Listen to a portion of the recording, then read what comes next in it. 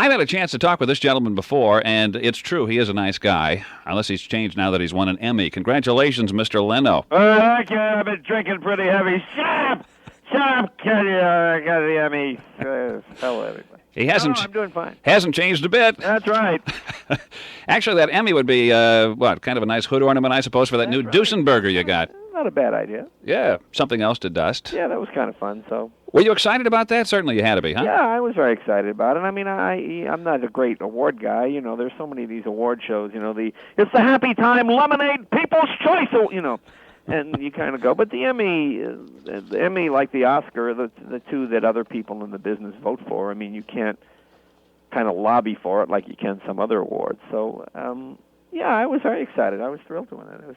It felt like sort of a validation. Yeah. You know. So I saw a nice article on you in one of the magazines here recently, and they talked about how you are a nice guy and all that kind of thing. And you had one regret, and that was that you didn't really thank Johnny Carson when the show began. Well, that's a sort of a long story, but yeah, that was a regret. We were live, and sort of my advisors at the time were fighting with their people, and it was a nightmare, and I hopefully I've tried to make up for it over the. Well, you know what? I don't really blame you too much. I think Carson really blew it on the last show. You know what he should have had? He should have had you. He should have had Steve Allen. He should have had Jack Parr. Well, I mean, there's a lot. I mean, that's not neither here nor there. I mean, he's always been very good to me, and Johnny and I have.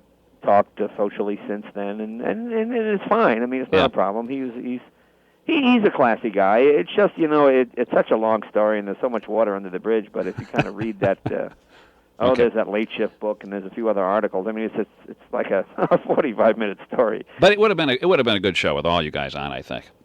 Yeah, that's true too. Yeah. By the way, congratulations. The show seems to be doing very, very well. Yeah, we're doing real good. I can't complain at all. And do you ever wish you were back working on cars anymore? I was back working on cars last night. I go back to my garage, and I always work for an hour or two before I go to bed and screw around in the garage. But you really worked for a Ford dealer one time, didn't you? Worked for Ford dealer, worked for a Rolls-Royce dealer, worked for Mercedes dealer. Yeah, I worked for. But you know, when you buy a new car and there's that paper mat with 2 feet on it on the floor, and then you lift up the mat and there's grease on the rug. My job was to put the grease on the rug and then put the plastic mat on top of it.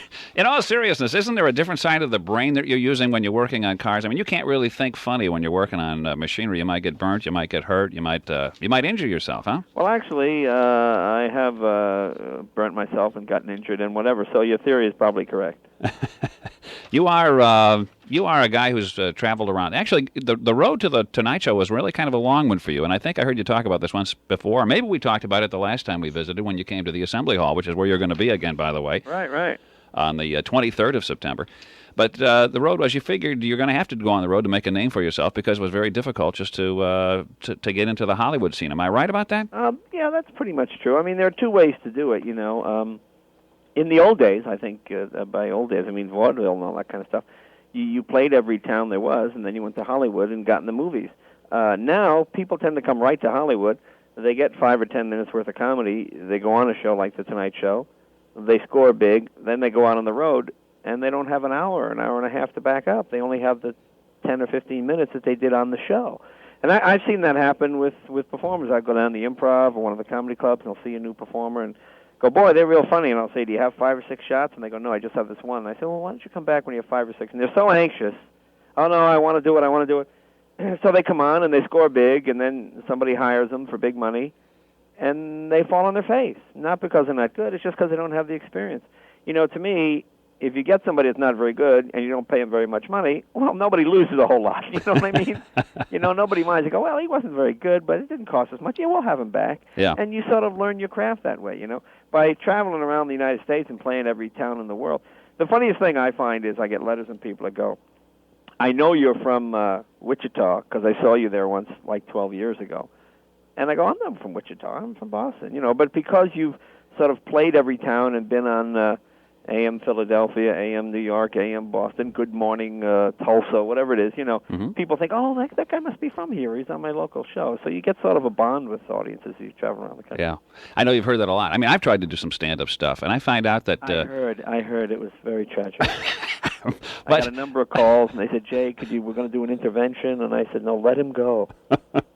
But even the guys that you've seen before sometimes wind up doing the same act because they don't want to fail. It's like they've got this material that's polished, so let's work with this, and we don't want to look bad, so they're afraid to try new stuff. It just takes a long time to come up with material. I mean, for myself, you write jokes every day for the Tonight Show, but then when you go on the road, you have your act that you do, and the justification is that I don't do videos, I don't do records, I don't have any recordings. If anyone wants to see my act, you have to come to where I am, and you do it live. So that answers my next. I have jokes I've been doing a few weeks, and I've got jokes I've been doing for years, stories and stuff. But so sometimes you do find yourself repeating. That answers the question about why would anybody go see Jay Leno when they can see him on TV every night, right? Well, it is a different act.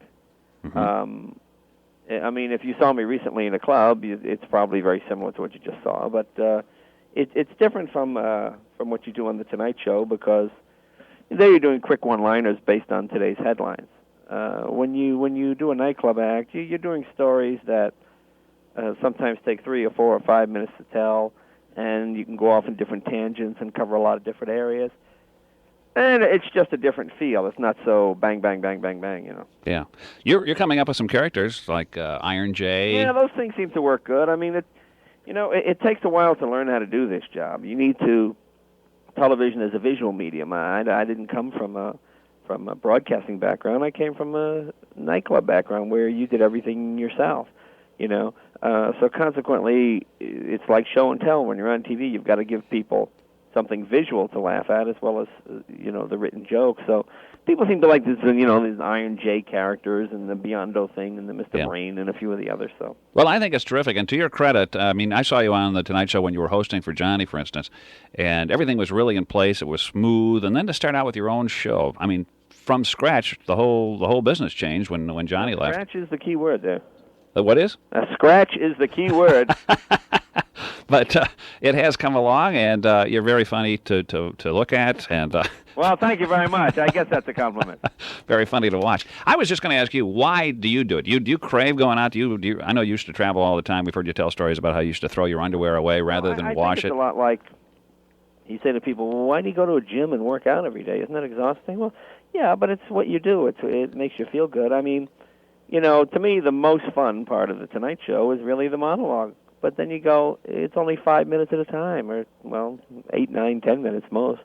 When you can get out in front of a live audience, I mean, I enjoy it. Plus, I like finding out what people think is funny and what works and what seems out of date and just different directions to go in. Now, the last time you were at the Assembly Hall, you had Emo Phillips, and you also had, the Russian comedian, Yakov Smirnoff. Boy, I guess that's true, isn't it? Boy, that's a long time ago. This time you were going to be there, and it's only you, I take it, huh? I said, well, there might be somebody opening. I'm not sure. I have to double-check.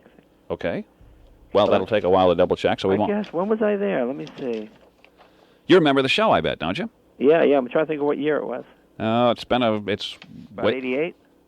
It could be. I don't recall. But I tell you, it was a great show. Oh, thanks. I remember you had just been cleared of all charges. You were very happy at the time. That's right. Apparently, the woman had come forward and some money was pointed to the wrong guy, I think. And she had dropped the charge, and I remember you were thrilled about that. Yeah.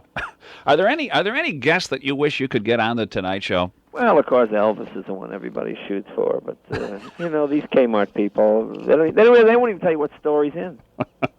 So that's a tricky one. But, yeah. Well, yeah, I mean, there are people that don't do talk shows that everybody wants, Jack Nicholson and those kind of guys, and even Pacino. But, the real secret to talk shows is the fact that there are only maybe about a dozen or maybe 18 or 20 guests that mean anything in terms of ratings. I mean, if you do Schwarzenegger, Stallone, Meryl Streep, Clint Eastwood, you'll get ratings. But you can't get those people every day. You only get them once a year, maybe. Mm-hmm. And the trick is to keep them there when you don't have the big stars. That's the real secret. So if you can have a lot of comedy and keep it moving quick and keep it, expectations high and anything can happen, well, that's the key. Yeah. You're making a lot of money. You're very successful in what you're doing. Is there anything else that Jay Leno would like to do? Would you like to do a motion picture or anything else down the road? Me. I'm trying to get out of work. Okay. Well, thanks. And listen, there'll be a little something extra in your envelope this week as well. All right. Listen, thank you very much, Jay, for talking to us. Best of luck. Yeah, I know we're off the air now, so we can talk about that case of wild turkey I gave you with $500 in it. Okay. All right. See you later. All right. Thanks, Jay. Bye-bye. Bye.